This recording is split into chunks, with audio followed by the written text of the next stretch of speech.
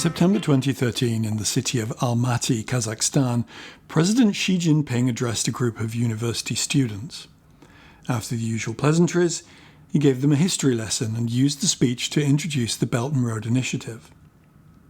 During the speech, President Xi mentioned a name that would have been unknown to a lot of the world, but very familiar to those listening: Jiang Qian. This reference was echoed in the promotional material for the Belt and Road Initiative, and Jiang Qian was frequently mentioned by other politicians, seeking to draw parallels between the objectives of the Belt and Road Initiative and Jiang's role as a pioneer of diplomacy and trade along the ancient Silk Road.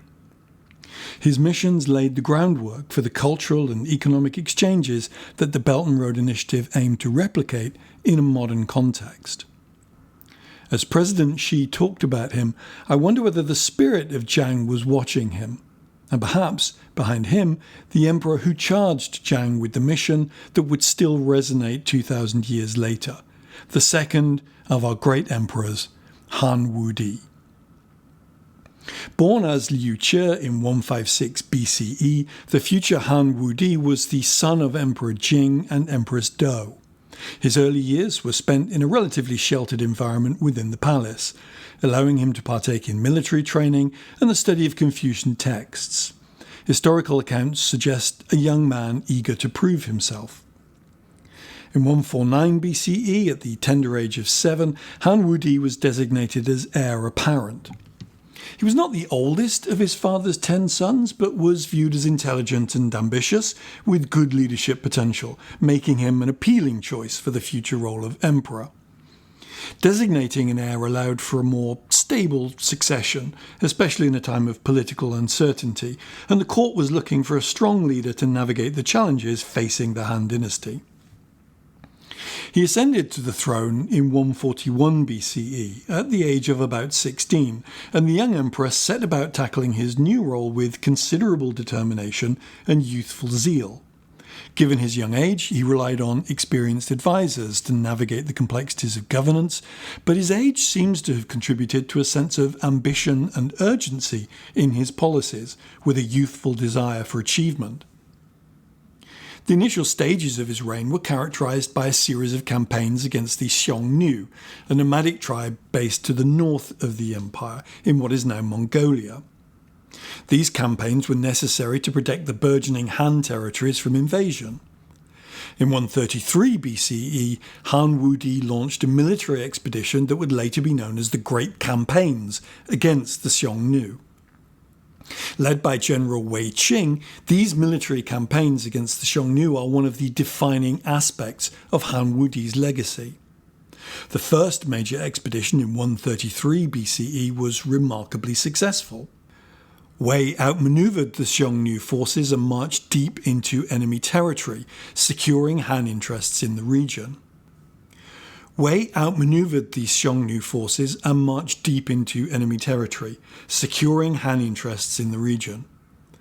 Wei undertook several more campaigns until, in 129 BCE, he led a series of incursions into the heart of Xiongnu land, striking at strategic points and ultimately forcing the Xiongnu to negotiate a peace treaty. Wei adopted a dual approach that combined both direct military engagement and diplomatic initiatives.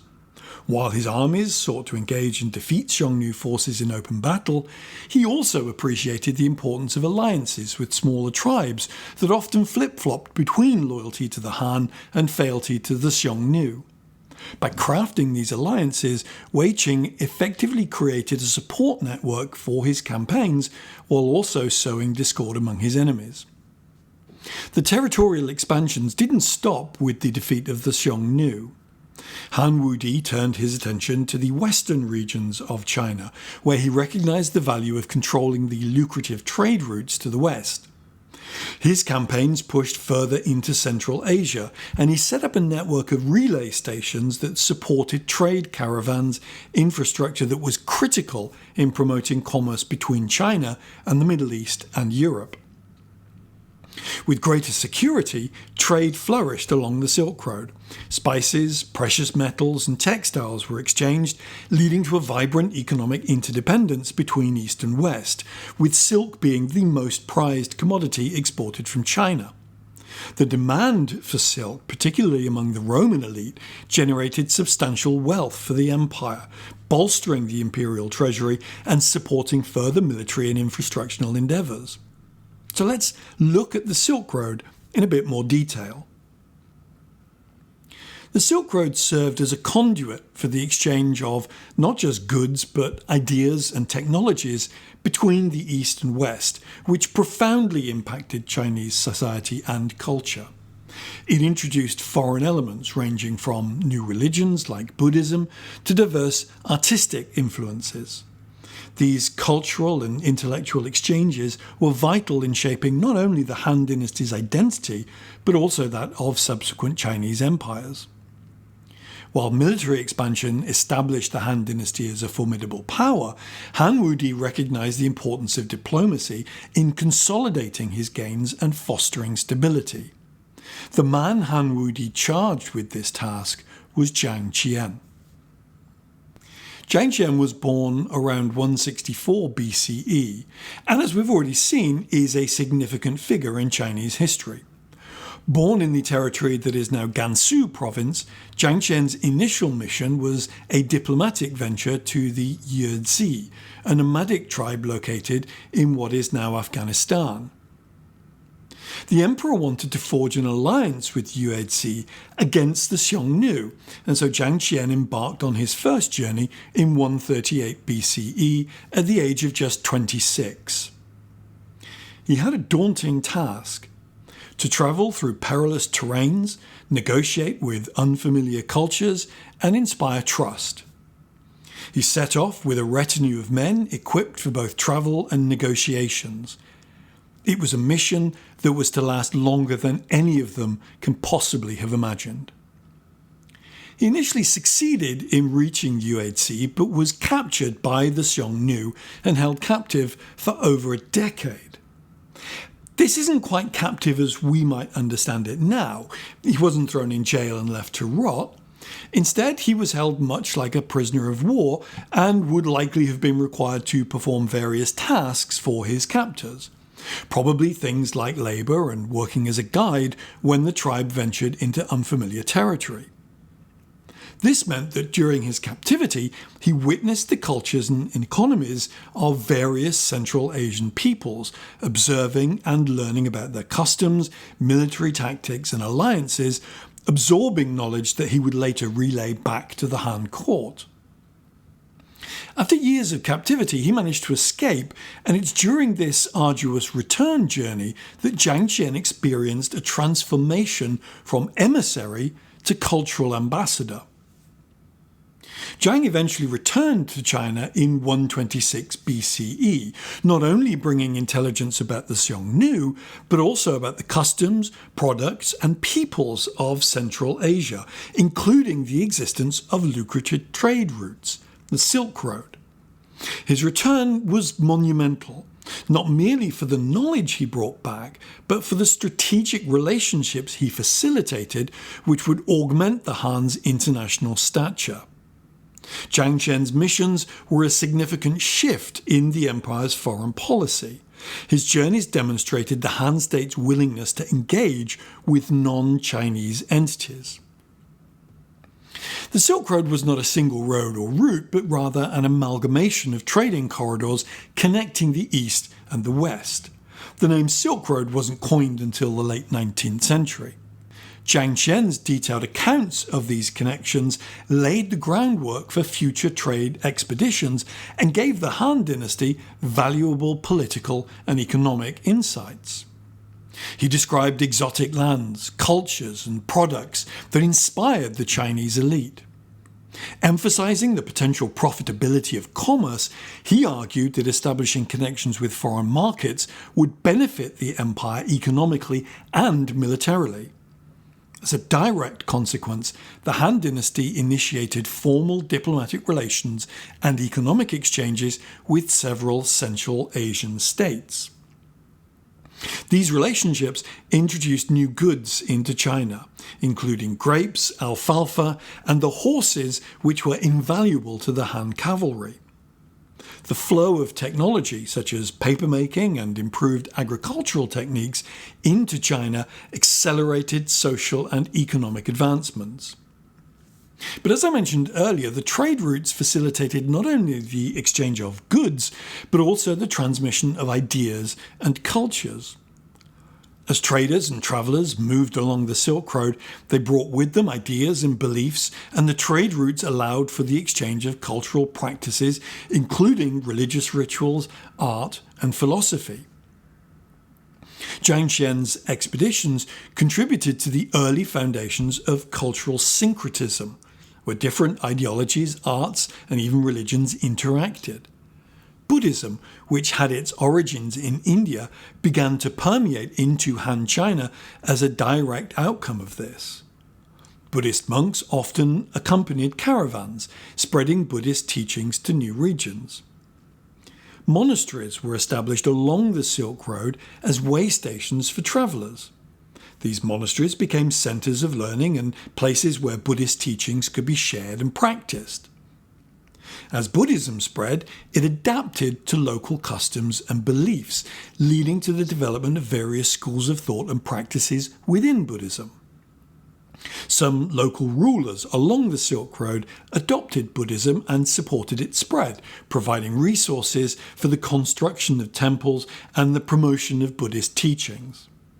The endorsement of Buddhism by influential figures helped legitimize the religion and attract more followers, further embedding it in Chinese society. So the implications of Zhang Xian's missions extended beyond commerce. Governments and societies across the Silk Road regions became increasingly interdependent. The intelligence he gathered and the pathways he forged directly contributed to the prosperity of the Han dynasty and started a wave of economic and cultural interactions.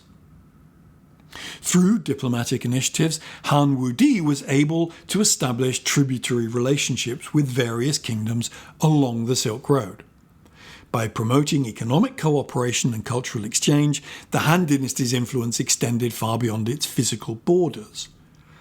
Such relationships provided not only economic benefits, but also contributed to the political stability of the realm.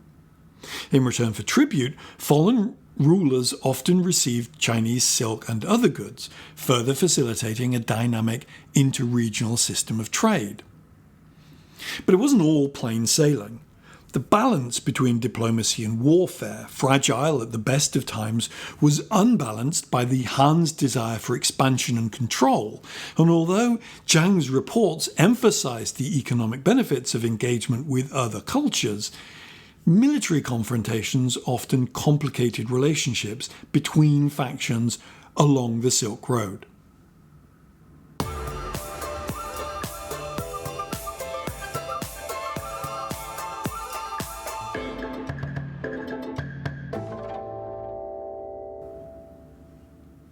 Despite the successes of Han Wudi's military and diplomatic endeavours, things at home were not always so happy. Expanding the empire was great, but once you've captured the territory, you have to govern it, which doesn't come easy or cheap. The economic strain caused by prolonged military campaigns often led to discontent among the people. To add to his woes, the costs associated with military logistics and the administrative expenses of far-flung territories often outstripped the gains from these conquests. Han Wudi's answer to this financial strain was to implement state monopolies on essential goods, such as salt and iron. By nationalising these industries, the government aimed to control prices and ensure a steady revenue stream. This move was intended to reduce the power of wealthy merchants and stabilise the economy, allowing the state to fund military campaigns and public work projects. To enhance agricultural productivity, Han Wudi promoted the development of irrigation systems and the use of new farming techniques. The government invested in infrastructure projects that improved water management and increased arable land, which helped boost crop yields and support the growing population. It also led to increased revenue and improved food security. He also implemented taxation reforms, including land taxes, head taxes, and taxes on trade and commodity. This was a shift from the prior decentralised tax structure, consolidating tax collection under imperial control. As you would expect, one of the immediate impacts of these new taxation policies was an increase in state revenue. The introduction of a land tax assessed on the productive capacity of agricultural land allowed the government to benefit directly from agricultural productivity. And given that agriculture was the backbone of the Han economy, taxation became a tool for wealth accumulation. Revenues from land taxes allowed the Han state to finance military campaigns and infrastructure projects, which in turn stimulated economic growth. On the downside, though, they strained the agrarian population and made existing inequalities greater. Wealthier landowners could afford to pay taxes without significant hardship, but smallholder farmers faced increased pressure. The taxation also took a heavy toll during periods of poor harvests or natural disasters, when farmers had limited ability to generate income. As a result, many peasants were pushed into debt. The wealthy landowners acquired the lands of indebted peasants unable to pay their taxes, increasing the concentration of land ownership and further dividing the aristocracy and the peasantry. This division culminated in a feudal-like structure where a few wealthy families controlled large swathes of land at the expense of the majority. In addition, people tend not to like paying taxes, and the oppressive nature of taxation caused a growing disenchantment with the Han ruling elite. For many commoners, the incessant tax demands symbolised the detachment and oppression of the ruling class, resulting in increased anti-government sentiment. The social fabric began to fray as loyalty to the imperial authority gave way to resentment. The enforcement of rigorous taxation policies also had demographic implications. The burden of taxes forced many families to seek better livelihoods elsewhere, leading to shifts in population distribution. As rural populations diminished, urban areas began to swell, creating burgeoning cities composed of disenfranchised peasants. This displacement contributed to further societal fragmentation. As families moved to urban centres, they often lost traditional support structures, leading to social isolation and instability, which exacerbated urban poverty and discontent. Aside from tax reform, changes were afoot elsewhere in the state apparatus. Han Wudi's adoption of Confucianism tempered the strict legalism established by Qin Shi Huang. While the Qin dynasty's legalism emphasized strict laws and harsh punishment as the foundation of government, Han Wudi's embrace of Confucian principles introduced a more humane approach. Confucianism emphasized moral virtue, ethics, and the importance of benevolent governance. But although Wudi promoted Confucianism, he did not completely abandon legalist practices. Instead, he integrated Confucian ideals with legalist frameworks, creating a more balanced system that valued both order and ethical governance. This change encouraged officials to act ethically and justly, contrasting with the legalist approach that prioritized adherence to law above all else. Confucian thought increasingly shaped the moral and ethical standards of the bureaucracy, reducing the reliance on the harsh punitive measures of legalism. Wudi strengthened the central government, reducing the influence of local nobles and establishing a more cohesive administrative structure, which contributed to long-term stability. The founding of the Imperial Academy, Taishu, under his rule promoted education and scholarship, creating a system that trained future officials based on merit and knowledge.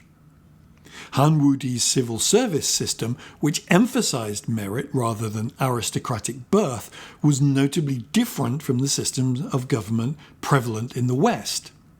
A civil service system based on merit through examinations and recommendations allowed individuals to rise through the ranks based on their abilities and knowledge, and civil servants were expected to be educated and ethical leaders, promoting harmony and good governance.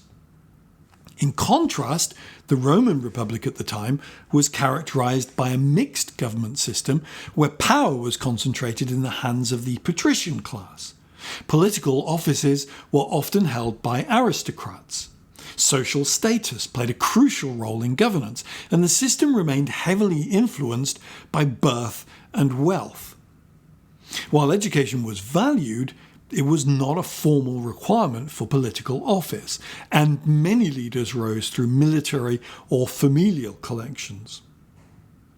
At the time, the Roman Republic was engaged in its expansionist phase, particularly in the Mediterranean.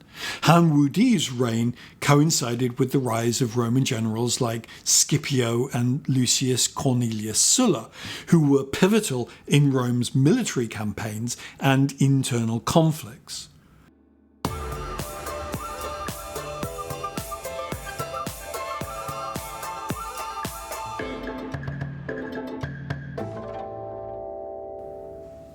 British politician Enoch Powell once said that all political lives, unless they are cut off in midstream at a happy juncture, end in failure, because that is the nature of politics and of human affairs.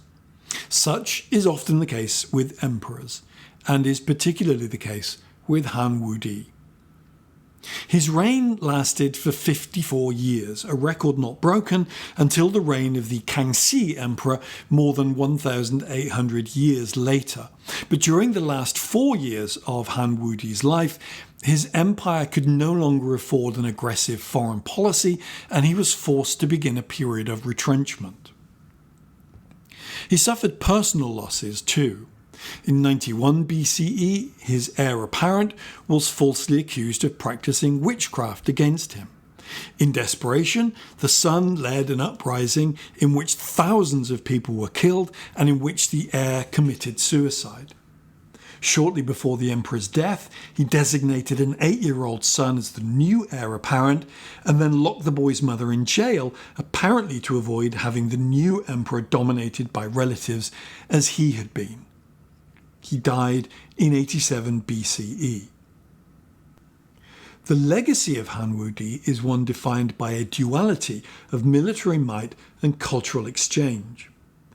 Quantifying the land area increase of the empire after Han Wudi's reign involves a lot of guesswork, but the general estimate seems to be that the land area controlled by the Han before he came to the throne was about 3 million square kilometres. Afterwards, the Han controlled around 5 million square kilometres. His campaigns fundamentally altered the landscape of East Asia, and the expansive Silk Road trade would dominate Eurasian trade for centuries to come. The principles of statecraft he instilled remained foundational for future Chinese dynasties. His belief in Confucian ideals, blended with pragmatic governance and aggressive expansion, set the tone for centuries of imperial policy. Ultimately, Han Wudi is remembered not just as a conqueror, but as a visionary leader with a blend of military ambition, diplomatic finesse, and cultural richness that characterises the essence of Chinese greatness. He understood the importance of connectivity, both in terms of geography and cultural interactions. The expansion of the Han dynasty established pathways for profound cultural exchanges, marking a period of remarkable growth and transformation. Join me next time as we take a slight diversion from our list of emperors to look at one of the consequences of Han Wudi's death, the War of the Three Kingdoms.